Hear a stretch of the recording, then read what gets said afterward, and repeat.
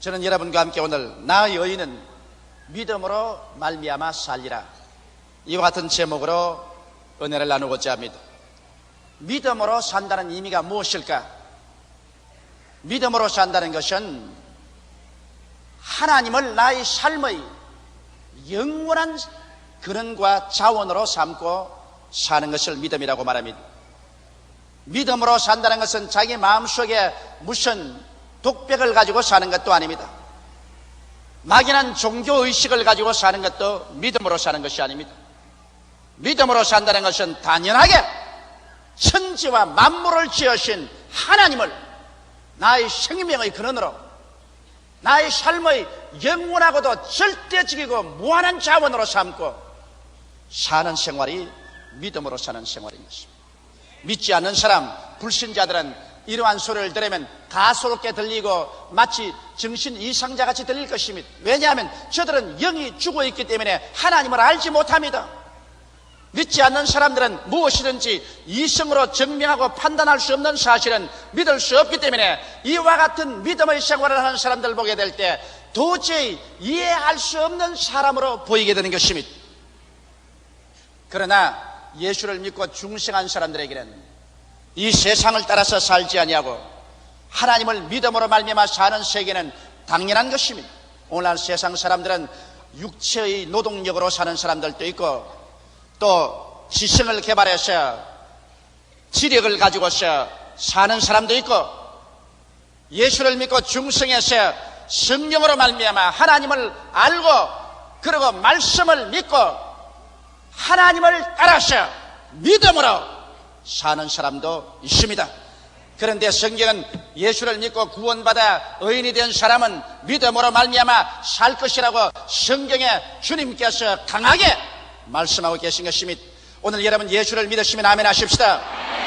그렇다면 여러분께서 모두 다 값없이 의롭다함을 입은 사람들이요, 여러분과 나는 노동력으로 육체의 힘으로 사는 것이 아니요 인간의 지성을 의지하고 사는 사람이 아니라 하나님을 믿음으로 말미암아 하나님을 무한한 삶의 자원으로 삼고 살아야만 하는 것입니다. 그러면 믿음이란 무엇일까요? 첫째로 믿음의 발생과 그 성장에 관해서 말씀해 드리겠습니다. 믿음이란 것은 회개할 때 성령께서 예수님과 하나님을 믿을 수 있는 능력을 초자연적으로 여러분의 가슴 속에 넣어주십니다. 이 믿음이란 우리 인간의 사고 속에서 산출해낼 수가 없습니다. 이 믿음이란 종교적인 형식이나 의식을 통해서 얻을 수도 없습니다. 믿음이란 것은 오로지 하나님 성령께서 여러분과 내 마음속에 초자연적인 성품을 넣어주어서 믿을 수 있도록 만들어주는 것입니다. 그러므로 믿는다는 것 자체는 바로 기적인 것입니다. 우리가 예수 그리스도를 구주로 믿고 우리 눈으로 보고 귀로 듣고 손으로 만져볼 수 없는 하나님을 믿는다는 것은 그 자체의 심오한 기적인 것입니다. 이 기적은 오직 성령으로 말미암아 여러분 마음속에 믿음이 주어지심으로 가능한 것입니다. 인간의 이성이란 것은 무엇이든지 논리적으로 증명할 수 없는 것은 절대로 믿어지지 않습니다. 그러므로 죄악 가운데 사는 사람, 아담의 후예들, 거듭나지 못한 사람들은 영이 죽어있기 때문에 하나님과의 교통이 끊어지고 하늘나라에 대해서는 전혀 문외한이 되어 있기 때문에 믿음의 세계는 전혀 알 수가 없습니다. 성령이 역사하지 않은 곳에는 아무리 인간이 지식을 많이 가지고 있다 하더라도 지식은 하나님에 대한 믿음을 발생시켜주는 아니하는 것입니다. 그러므로 믿음이란 것은 성령의 기적이요, 여러분께서 오늘 이 시간 예수님을 구주로 믿고 하나님을 아버지라고 부를 수 있다는 것은 성령의 기적을 체험했다는 것을 알아야만 하는 것입니다. 이래서 성령께서 여러분 각자에게 믿을 수 있는 능력을 구원받을 때 허락해 주신 것입니다. 그리고 이 능력은 이제 개발되고 성장합니다. 여러분께서 하나님 말씀을 듣고 주의 말씀을 읽고 묵상함으로 말미암아 하나님의 말씀이 성령으로 말미암아 주어진 그 믿음이 자라도록 만들어 주시는 것입니다. 베드로전서 2장 2절에 갓난아이들 같이 순전하고 신령한 처절 사모하라, 이로 말미암아 너희로 구원에 이르도록 자라게 하리 함이라. 자라는 것은 말씀을 듣고 말씀을 읽음으로 말미암아 성령으로 주어진 믿음이 여러분 속에서 자라기 시작하는 것입니다. 이렇기 때문에 말씀을 듣거나 말씀을 읽지 않는 사람은 결코 믿음이 성장할 수가 없습니다. 믿음은 들으면서 나며 들음은 그리스도의 말씀으로 말미암기 때문인 것입니다. 그럴 뿐 아니라 믿음은 이제 경험을 통해서 믿음이 아주 강하게 되는 것입니다. 여러분께서 성령이 주신 그 믿음에다가 말씀을 통해서 믿음이 자라지만은 그 자란 믿음이 또 강력하고 흔들리지 않은 믿음이 되기 위해서는 점점 경험을 많이 해야 되는 것입니다. 저는 최근에 Hey God이라는 이런 제목을 가진 책을 읽어봤었습니다. 그게 이탈리아에서 미국으로 이면은 포글리오라는 가족이 하나님을 체험한 놀라운 체험담이 기록되는데 그 체험담 중에 아주 재미있는 체험담이 있는 것을 보았었습니다.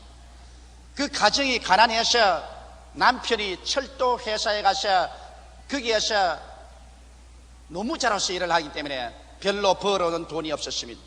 이러므로 시골에 낡은 집에서 자녀 5와 부모 7식구가 사는데 이탈리아 사람들은 스파게티를 많이 먹습니다. 국수를 많이 먹고 사는데 그날따라 이제 국수가 거의 다 없어졌습니다. 한 주먹밖에 없습니다. 그런데 5 자식과 부부간에 먹고 그날 자기도 힘이 드는데 그 남편이 친구 4사람을 데리고 왔었습니다. 그 남편은 살림에 관해서 도무지 관심이 없고 또 남편은 불신자입니다.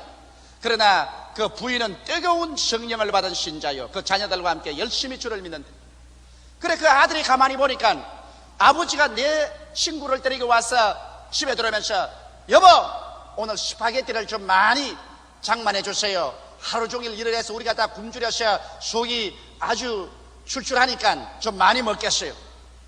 어머니 얼굴이 새하얘집니다. 왜냐하면 가진 것이란 건 국수 한 주먹밖에 없는데 이걸 가지고서 온 가족 7식구에다가 그 다음 4사람의 새 식구가 더 보태어져서 11명이 먹어야 되니 이걸 어떻게 합니까? 그래서 어머니가 갑자기 방으로 뛰어 올라가더랍니다. 그 왜 올라가는가 보니까 한참 만에 방에서 성경책을 하나 가지고 내려오시더래요. 오더니만 우동 한 줌을 머리에 이고 성경도 같이 머리에 이고 그리고 하나님 아버지 보시옵소서 우리 남편이 내 친구를 데리고 와서 스파게티를 만들어 가라는데 스파게티는 요 한 줌밖에 없습니다. 나는 어찌할 도리가 없습니다. 이걸 안 내놓으면 벼락이 떨어질 것인데 하나님이여 하나님은 변혁지 아니하시고 예수 그리스도는 어제나 오늘이나 영원토록 동일하신 줄 압니다. 광야에 나가서 오병이어로 5,000명을 먹이고 12바구니를 남겨주셨는데 주여 이것을 이루어 주시옵소서 믿습니다 하더니만 그 어머니가 성경책을 탁 부뚜막에 두고서 스파게티를 내려서 솥에 물을 잔뜩 붓고 난 다음에 물을 부글부글 끓여서 한 줌 되는 우동을 넣으니까 슉 그러니만 물속에 사라져버리고 보이지도 않습니다. 그 아들은 서서 야 낭패났다 하고 보고 있는데 어머니가 찬송을 부르면서 그것을 젖어가지고서 그 다음에는 그릇을 11개를 내놓는데 그것도 적은 그릇이 아닌 큼직한 그릇을 11개를 내놓더랍니다. 아이고 저 11그릇에 어떻게 스파게티가 차느냐고 보니까 어머니가 국수를 떠내어서 그릇에 담는데 한 그릇 담고 난 다음에 적혀놓고 또 한 그릇 담아도 또 남아있고 또 담아있고 11그릇을 가득히 담아서 그날 저녁에 모든 식구들이 포식을 하고도 남아서 그 이튿날 아침까지 먹었다는 것입니다. 그래서 그 아들이 헤이 갓이라는 책을 지었는데 그게 자기는 어머니의 그 단순한 믿음에 그 인생의 방향을 바꾸어 놓는 믿음의 충격을 받았다. 그는 믿음에 대한 것을 알고 있었고 어머니를 따라 교회에 나갔고 찬미도 했고 또 그런 것이 하나님 말씀에 기록되었다는 것도 알고 있었지만은 그것이 현실적인 가정생활에 능력으로 나타날 때 하나님에 대한 요동할 수 없는 위대한 믿음을 갖게 되었다. 이와 같은 글을 기록한 것을 읽어보셨습니다. 진실로 예수 그리스도는 어제나 오늘이나 영원토록 동일하시지만은 이것이 여러분의 생활 속에 체험될 때 여러분의 믿음은 흔들리지 않는 강한 믿음으로 성장하게 되는 것입니다. 그리고 또한 믿음은 하나님께서 특별할 때 성령의 믿음의 은사를 주어서 자라게 하는 것입니다. 성령의 은사의 믿음이 오면 인간으로서 상상할 수 없는 믿음이 마음속에 생겨서 기적을 행할 수가 있습니다. 그러나 이 모든 것 위에 여러분 믿음이 늘 자라기 위해서는 기도가 충만해야 되는 것입니다. 우리가 기도하지 아니하면 믿음이 충만하지 않습니다. 계속해서 아침에도 점심때도 저녁때도 우리가 하나님께 기도하고 성령으로 충만해 있어야 우리의 마음속에 믿음이 충만해질 수 있는 것입니다.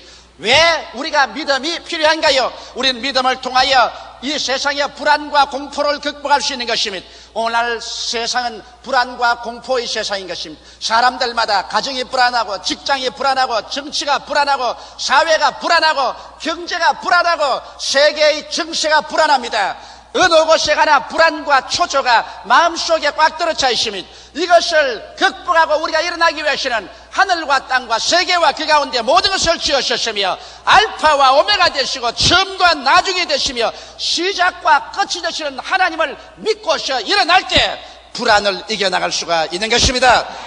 이 세상에 살면서 우리는 얼마나 낙심과 좌절감에 부딪히지 않습니까? 내가 낙심될 때, 나의 희망이 산산조각이 나고 좌절될 때, 그럴 때 하나님을 바라보고 우리를 붙들어 주시고 이끌어 주시는 하나님께 의지함으로 말미암아 믿음으로 부정적인 마음이 되지 않고 일어날 수 있도록 할 수 있으며, 심한 고난과 환란이 다가와서 우리를 도적질하고 죽이고 멸망시키려고 할 때도 우리가 믿음을 통하여 환란 가운데서 위대한 하나님을 바라보고 주를 의지함으로 말미암아 환란을 이기고 나아갈 수 있는 것입니다. 그뿐 아니라 믿음으로 말미암아 우리는 승리와 치료와 축복을 갖고 살 수 있습니다. 성경에는 하나님의 위대한 약속들이 있는데 이 약속들은 믿음을 통해서만이 우리의 생활 속에 사용할 수 있습니다.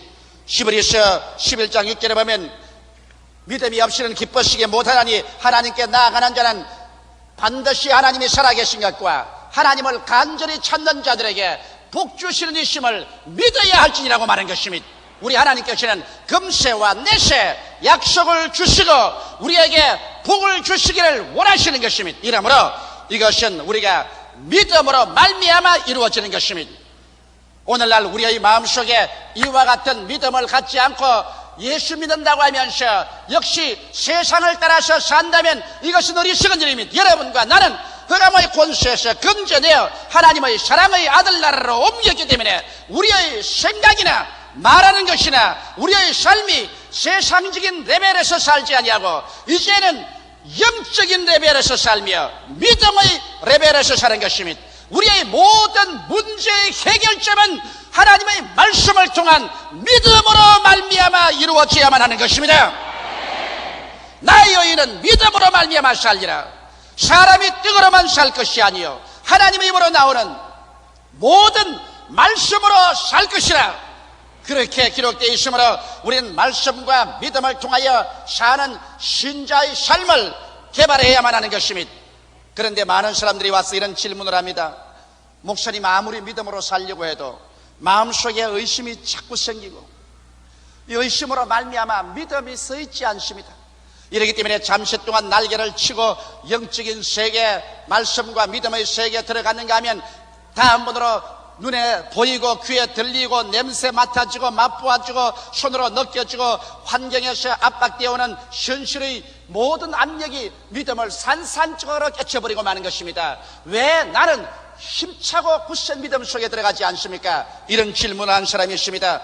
나는 거기에 대해서 둘째 제목으로 여러분에게 그 이유를 말씀해 드리겠습니다. 믿음이 아무리 마음속에 성령으로 주어지고 말씀으로 개발되고 체험으로 강해지고 또 기도를 통해서 충만해져 있다고 할지라도 믿음이 활동하는 것은 사랑으로 말미암아 활동합니다. 성경에는 사랑으로 말미암아 역사하는 믿음이라고 말한 것입니다.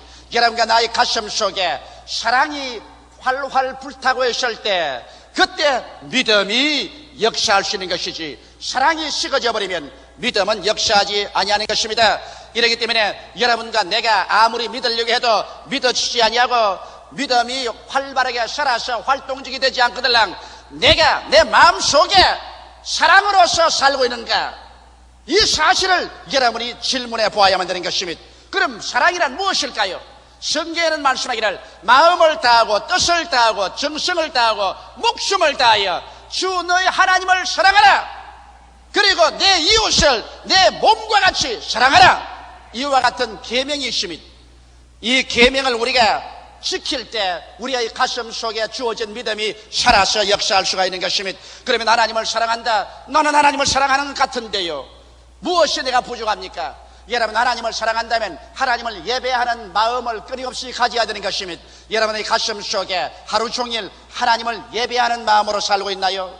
여러분의 가정에 들어올 때 여러분의 가정에 하나님을 예배하는 가정 재단이 이루어져 있나요? 그렇지 않으면 주일 한 번 교회 와서 그냥 간단히 예배 보고 난 다음에 그 다음 하나님은 완전히 일주일 동안 잊어버리고 사나요? 물론 주일 하나님께 나와서 예배 드려야죠. 그러나 우리의 생활 자체가 내 가슴 속에 예배당이 있어야 되고, 우리의 가정에 예배당이 있어야 되고, 우리의 생활 자체가 늘 하나님을 중심으로 사는 예배의 모습이 되어 있어야 하나님을 사랑하는 것이 됩니다. 그리고 또 하나님을 사랑한다면 여러분, 11조와 헌물을 도둑질해서는 하나님을 사랑한다고 말할 수가 없습니다. 왜냐하면 성경에 하나님께서 물질과 하나님, 황금과 하나님을 동시에 섬길 수 없다고 말하셨습니다. 내 물질이 있는 곳에 내 마음도 있다고 말한 것입니다. 하나님이 이렇게 물질에 대해서 심각하게 말씀하는 것은 아담과 하와가 물질 때문에 하나님을 배반했기 때문인 것입니다. 하나님의 명령보다도 선악과를 바라보고 먹음직하고 부함직하고 지혜를 얻기에 탐스럽기 때문에 물질에 대한 탐욕으로 말미암아 전능하신 하나님을 배반해버리기 때문에 하나님은 이 물질에 대한 인간의 태도에 비상한 관심을 가지십니다. 하나님은 사람이 황금과 하나님을 동시에 섬기려고 할 때 하나님께서는 떠나가시는 것입니다. 돈을 사랑치 말고 있는 바를 쭉 한 줄 알라. 내가 과연 너희를 버리지 아니하고 과연 너희를 떠나지 아니하리라고 말씀하신 것입니다. 그 나라와 그 일을 먼저 구하라. 그리하면 이 모든 것을 너희에게 더하시라고 하시므로 하나님께서는 절대로 여러분이 하나님과 물질을 동등한 레벨에 놓기를 원치 않습니다. 이러므로 여러분께서는 여러분의 수입의 11조는 하나님의 것으로 하나님이 주장하시기 때문에 물질의 11조, 여기에 하나님의 권위를 우리가 받아들여야 되는 것입니다. 하나님은 우리의 주인이 되시고 소유주가 되시고 우리는 겸허한 인생의 관리자에 불과한 내 인생의 관리자요, 우리 가정도 하나님의 것인데 내가 단순하게 관리자로서 가정을 살고, 내 사업도 하나님의 것인데 나는 단순히 관리자로서 내 사업을 한다. 주인은 하나님의 것이다. 하나님과 열심히 같이 일을 해서 그 수입 중에 10분지 1은 하나님께 드리고 10분지 9를 가지고서 운영하고 살아간다. 이와 같은 겸허한 태도를 가지고 하나님을 믿을 때 진실로 하나님을 사랑하는 것이 되는 것입니다. 하나님 앞에서 물질을 도둑질하고 난 다음에 그러고도 하나님을 사랑한다고 말할 수는 없는 것입니다. 그리고 하나님을 사랑하면 우리는 끊임없이 하나님을 자랑하는 전도의 생활을 해야 되는 것입니다. 사람을 만날 때마다 예수 안 믿는 체하고서 사람들이 예수 믿냐고 하면 오히려 안 믿는다고 하는 이와 같은 생활로서는 하나님을 사랑한다고 말할 수가 없는 것입니다. 하나님을 사랑하는 사람은 반드시 하나님을 사랑하는 것이 그 생활 태도에서 나와야만 되는 것입니다. 전도가 하나님을 사랑하는 태도로서 나오는 것입니다.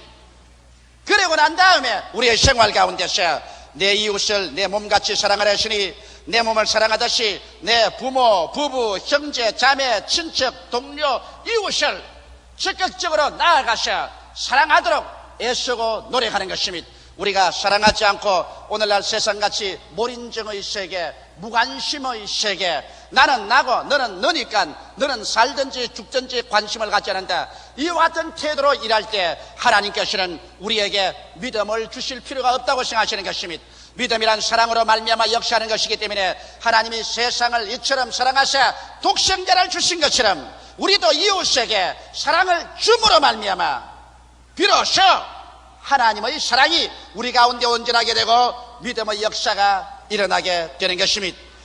그러면 여러분 가운데 이런 질문을 할 사람이 있을 것입니다. 내가 아무리 사랑하려고 마음에 결심을 해도 마음속에 사랑이 생겨나지 않는 것을 어떻게 합니까? 이것을 어떻게 해야 되겠습니까? 세 번째로 사랑을 막는 것은 바로 죄라는 것을 알아야 되는 것입니다. 마귀는 죄를 통하여 사랑을 막습니다. 갈라디아서 6장 19절로 21절에 보면 사랑을 막는 육체의 죄에 관해서 성경이 기록하고 있는 것입니다. 이러한 죄들을 회개하고 청산하면 사랑이 거침없이 우리 마음속에 흘러갈 수 있는 것입니다. 그러면 무슨 죄일까요? 음행과 더러운 것과 호색을 회개해야 되는 것입니다. 여러분, 우리의 마음속에 하나님의 사랑을 파괴하는 가장 무서운 죄 중에 하나가 음행과 더러운 것과 호색인 것입니다. 주께서 노아 시대 홍수로 이 세상을 멸한 것도 음란 때문에 멸하셨습니다. 소돔과 고모라 성을 주께서 불러서 심판한 것도 그들이 음란과 호색에 심취해 있었기 때문에 하나님이 멸한 것입니다. 이러므로 오늘날 우리의 생활 속에 음행과 더러운 것과 호색을 취하지 아니하고 하나님의 사랑이 그 속에 임하여 있을 수가 없는 것입니다. 하나님의 사랑과 음행과 더러운 것과 호색이 같이 하지 않습니다. 이러므로 오늘날 우리 신자의 생애 속에 우리의 교회에서 우리의 가정에서 이와 같은 세속적인 이 모든 것을 쫓아내어야만 하는 것입니다. 요사이 나는 신문 광고 같은 것 보면은 영화 광고라네요. 너무나 노골적으로 음행과 더러운 것과 호색을 선전하고 점점 그런 방향으로 잡지도 그렇고 소설도 그렇고 문학도 그렇고 흘러가는 것을 보고 마음에 탄식하지 아니할 수 없습니다. 이것은 바로 말세에 이런 일이 있겠다고 하는 하나님의 말씀대로 세상이 그 길로 흘러가고 있는 것입니다. 그 다음 여러분, 하나님의 사랑을 빼앗는 것은 우상숭배입니다. 하나님께서는 우상숭배를 미워하십니다. 이스라엘 백성이 우상숭배 때문에 하나님께 버림을 당하여 바벨론의 포로로 잡혀가서 처참하게 70년 동안 고생을 한 것입니다. 우리는 지금 돌과 나무로 만든 우상을 섬기지 않습니다고 할 사람이 있겠지만은 여러분, 성경의 탐심은 곧 우상숭배라고 말하는 것입니다. 우리가 하나님보다도 그 무엇이든지 더 탐욕을 가지고 섬기면 우상숭배가 되는 것입니다. 우상숭배를 하고 있는 이상 절대로 하나님의 사랑이 우리 가운데 온전해질 수 없습니다. 내 개인이나 가정, 생활, 자녀, 사업, 명예, 지위, 권세 무엇이라도 하나님보다 앞세우면 그것은 우상이 되는 것입니다. 우상숭배를 하고 난 다음에도 하나님의 사랑이 그 속에서 넘쳐날 것이라고 생각하는 사람은 어리석은 사람인 것입니다. 그 다음 사람들은 내적 감정적인 죄를 회개하려는 것입니다. 사람들은 내적 감정적인 죄악 가운데 오늘날 묶여서 합니다. 그것은 미움이고 원수를 맺는 것이고 분쟁하는 것이고 시기하는 것이고 분내는 것입니다. 이것은 바깥에는 보이지 않지만 그 사람의 개인의 가슴 속에서 끌어올라서 하나님의 사랑을 막아버리고 마는 것입니다. 이러므로 오늘 이 시간에 여러분의 가슴 속에 미움이 있으면 미움을 다 회개하고 청산해버려야 되는 것입니다. 원수 맺은 것이 있으면 풀어버려야 되는 것입니다. 분쟁이 있으면 조정해버려야 되는 것입니다. 시기가 있으면 포기해야 됩니다. 분냄이 있으면 이것을 전부 다 회개해버려야 되는 것입니다. 성경에는 주님께서 말씀하기를 너희가 하나님 앞에 제단을 쌓고 제물을 드려놓고 예배 드리려고 하다가 형제와 원수 맺은 것이 있거든 제물을 그대로 두고 가서 화해하고 나서 제물을 드리라고 말씀하는 것입니다. 이렇기 때문에 우리 사람의 내적 감정적인 죄 이것을 그대로 마음속에 가지고 있으면서 하나님을 사랑하려고 아무리 해도 안 되는 것입니다. 이러므로 이러한 죄들을 우리는 회개해야만 되는 것입니다. 그 다음 외적 행동적인 죄를 우리는 회개해야 하는 것입니다. 이 세상에 요사이 너무나 술 취함과 방탕함과 도적질과 마약 중독과 살인과 눈에 보이는 이 현저한 죄들이 많잖아요. 여러분, 이와 같은 죄들을 우리는 하나님 앞에 나올 때 철저하게 회개하고 이 죄들과 완전히 담을 쌓아버려야 되는 것입니다. 나는 한 사람의 간증을 들었는데 이 사람은 아주 술을 많이 먹고 담배 중독이 된 사람인 것입니다. 그런데 예수를 믿고 난 다음에 기도를 하니까 하나님 성령께서 하신 말씀이 너희 몸은 나의 거하는 거룩한 성전이다. 내 성전을 술독으로나 굴뚝으로 만들지 말라. 하나님의 성전은 거룩하니 너희도 거룩하라. 그래서 결심을 하고 강제적으로 술은 뗐는데 담배는 죽으라고 못 떼겠더라요. 그래서 하루는 자기가 일하는데 어떤 분이 한번 와서 말이 야 오늘 우리 마누라가 덕남을 했다. 참 기쁘다. 그러면서 아주 좋은 시가를 한 사람에게 하나씩 나눠주더랍니다.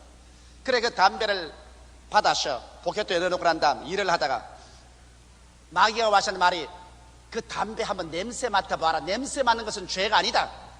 그래서 냄새를 이렇게 맡아보니까 참 향기롭고 좋더래요. 그러니까 마귀가 하는 말이 그거 불은 붙이지 말고 입에다 대고 한번 빨아봐라. 참 좋을 기다. 그건 죄가 아니다. 그래서 내서 입에다가 넣어보니까 세상에 그렇게 맛이 좋을 수가 없더랍니다. 밥 먹는 것보다 훨씬 더 좋더랍니다. 그러고 난 다음 또 일이 바빠서 보게도 해놓고 부지런히 일하다가 잊어버리고 집에 왔습니다. 집에 와서 마구간에 들어가서 무슨 일을 좀 하는데 마귀가 또 하는 말이, 너 보게도 이거 담배 넣는 거 있지? 그거 입에 대고 불 한 붙여봐라. 한 번만 붙여서 땡겨보는 건 죄가 아니다. 그래서 담배불을 붙여서 한 두서너 번 땡기니까 어찌나 맛이 좋은지 정신이 없더랍니다. 그런데 그 연기 가운데서 갑자기 하늘에서 흰손 하나가 내려오더니만 흰손이 막 담배하고 합쳐서 입을 때려버리는데 그만 저주에 가서 내동그러졌답니다. 온 입이 뒤고 그냥 넘어져서 머리가 다 찢어지고 그렇게 와서 그냥 뛰어 안방에 들어와서 아이고 하나님 용서해 주시옵소서, 하나님의 성전을 더럽힌 죄를 회개합니다. 이래서 자기를 정결케 했다는 그런 간증을 제가 들어본 적이 있습니다. 물론 모든 사람에게 다 그렇게 하지는 않지만은 이와 같이 하나님께서는 여러분과 나에게 술 취함과 방탕함과 도적질과 마약 중독과 살인 같은 눈에 보이는 이런 죄들을 회개해야만 되는 것입니다.